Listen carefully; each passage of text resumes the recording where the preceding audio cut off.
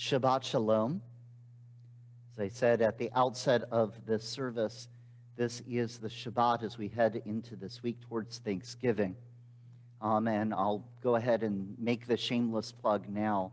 On Monday night at 7 with Zoom, so it's a virtual service, we're once again going to have the Interfaith Thanksgiving service. This has been happening for the past 4 or 5 years.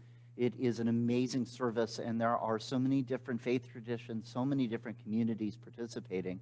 And we have the interfaith community leaders, different clergy, different leaders of organizations. People have been sending videos, people have been collaborating, and we will have a tremendous service on Monday night at 7.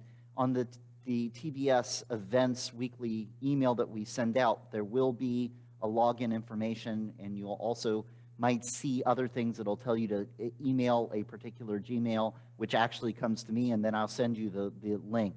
So we hope you will join us with many people around the community. If you have friends and neighbors and you think they would appreciate being part of a service like that, please extend that invitation.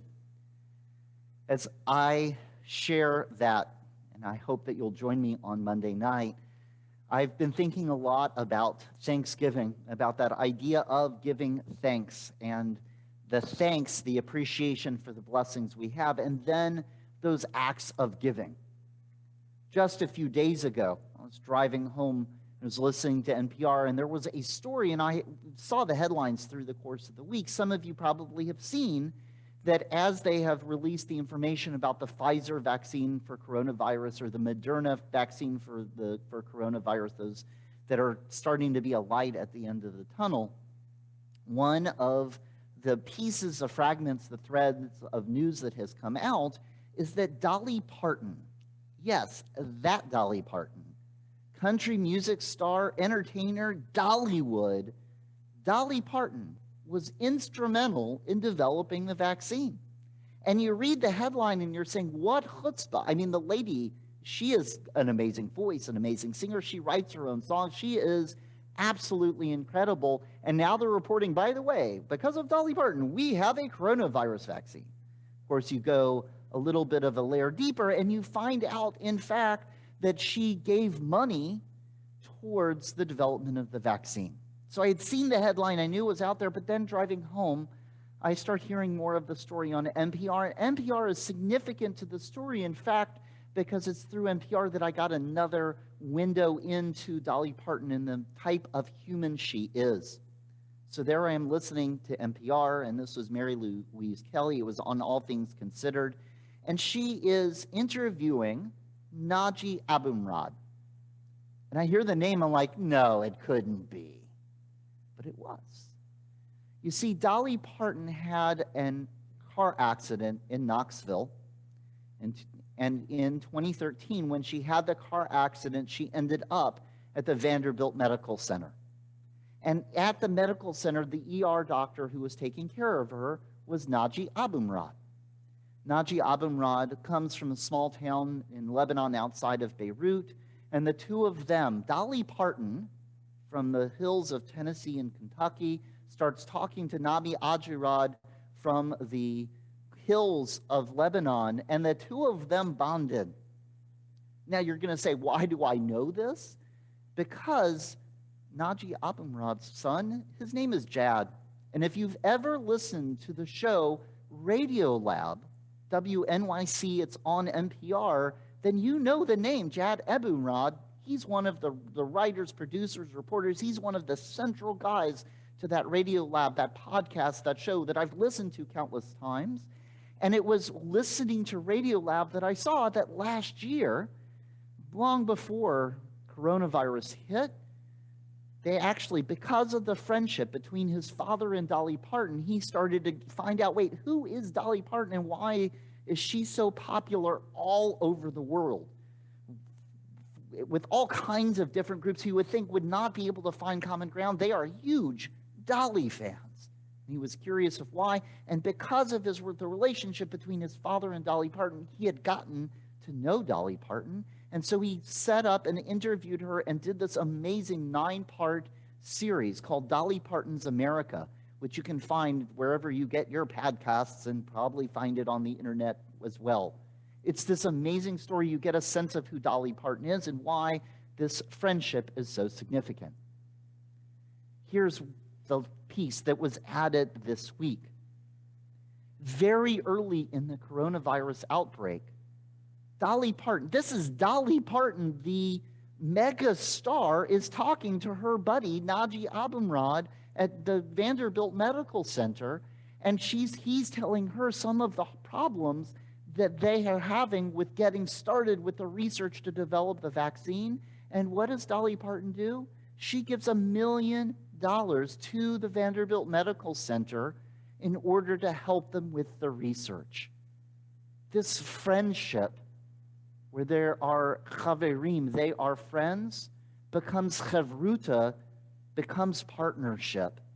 And that $1 million donation, just Dolly said, here is something that I can give, go and take it and make the world a better place, ended up becoming the beginnings of the seed money for, in fact, the Moderna vaccine that has been reported on this week.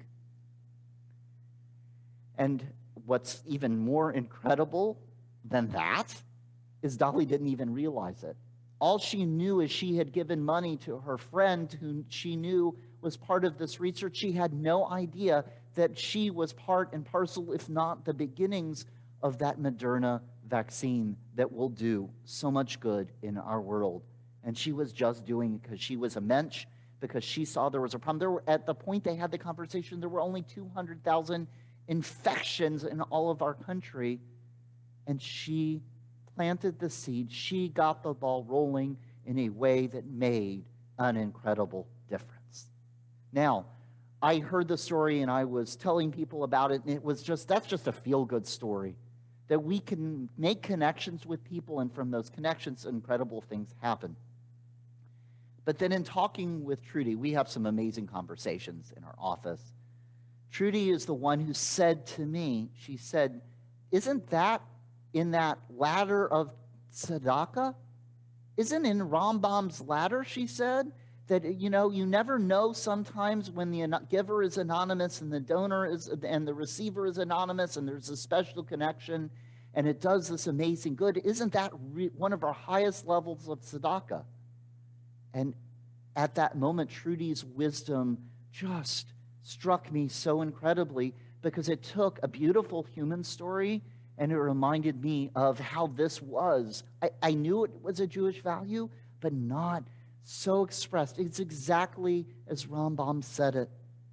Whether it was the highest form, which is to give to something that strengthened the hand of somebody who is in need, and giving them a loan or entering them in partnership to lift somebody up, or it's this idea of anonymous giver and anonymous receiver. Either of those two things, we could have a great Jewish debate. But what Dolly Parton did in her friendship, in this fellowship, in this connection with Najee Abumrad, that was the highest form of tzedakah. Now, I might say to you, well, all of us now should go out and we should find a way to do this highest form of tzedakah. And you're going to look at me and say, wait, Rabbi, that sounds really both coincidental, complicated. Don't we need a lot more resources? And my first answer is, yeah, not all of us are Dolly Parton. I mean, I'm close. I'm really kidding about that. I don't have the voice. I don't have the looks. I don't have the money, the fame. I might have a little bit of the chutzpah. But man, Dolly, we're not all Dolly. So how are we going to do that type of connection that our world needs for that sense of shalom? And it was when Trudy made that connection and said, isn't this our form of tzedakah, that connected to what I've been thinking about for Thanksgiving for these last few weeks. Knowing that it was Parshat Toldot, as we are into the story of Isaac and Rebekah. Isaac and Rebekah do something that called out to me and spoke to me. In this Parsha of Toldot, Isaac and Rebekah find themselves in the wilderness, and they find themselves with flocks, and they find themselves with crops. And what do flocks and crops need? Water. And so they stop in one place and they dig a well, and they have water pour forth that they can use for their flocks and for their crops. And they end up in conflict with some of the folks around, and they move off to another place, and they dig another well, and water comes forth, and they end up in some other type of conflict, and they end up, and stop after stop after stop. They stop and keep digging wells to bring forth water until stop after stop, and the final one is in Beersheba, a beautiful town that is still very much a thriving place in the modern state of Israel, that place where they dug that final well that they were able to stop and settle.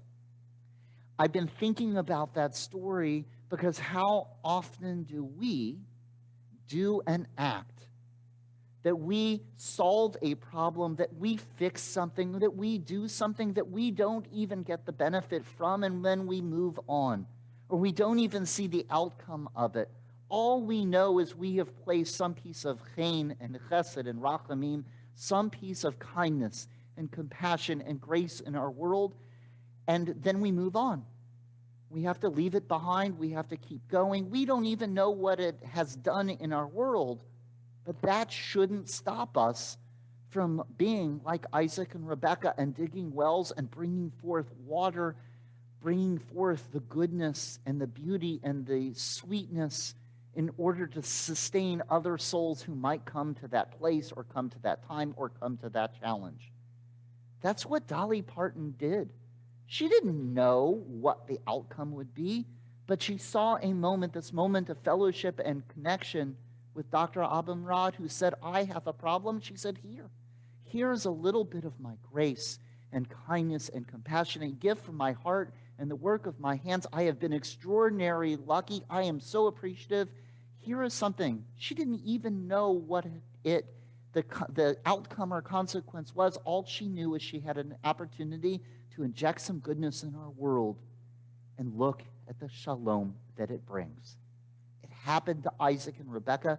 They dug those wells, and they sustained so many people who were traveling along those places of journey that needed a little bit of water. It happened with Dolly Parton, and it is my hope that this week of Thanksgiving, not only even physically distanced, even if we can't spend time physically with our families and our friends, that we will all think about Dolly Parton and that gift, that we will think of Isaac and Rebekah, and that when we have those moments, whether it's physical labor or spiritual labor or emotional labor, some moment when we connect with somebody, that we give something to the world, that we will think of them, that we will take our acts of appreciation for the blessings we have and give it away in a way that brings love and brings light and brings kindness, that sustains other people into our world.